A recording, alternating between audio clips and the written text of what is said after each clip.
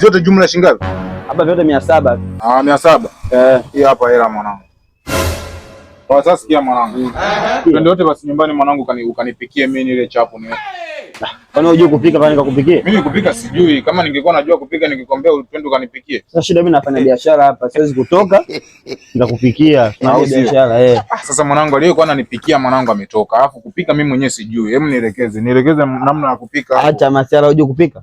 Mimi kupika sijui. Wewe ushai kuona mwanaume anajua kupika? Mbona mimi mwanaume anajua kupika? Shika basi nielekeze. Mwanangu wewe na wewe king'anga. Ng'anga wapi? Sasa unaona hii? Hiyo nyanya hiyo. Hii nyanya hii. Unajua mishikaki? Mishikaki naijua vizuri. Sasa unachukua, unatoboa.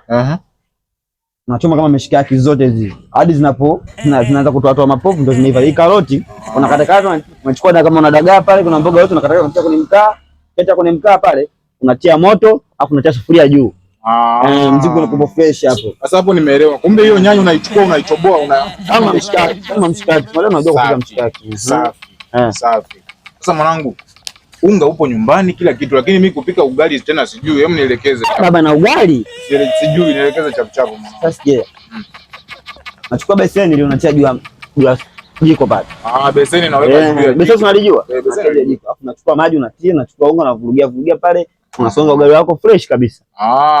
Safi. Hapo ukitaka ugali mtamu, piga mixer mchanga pale, ndio mchanga na ladha yake. Weke na limchanga. Una ladha yake mchanga wewe. Haina noma. Baridi.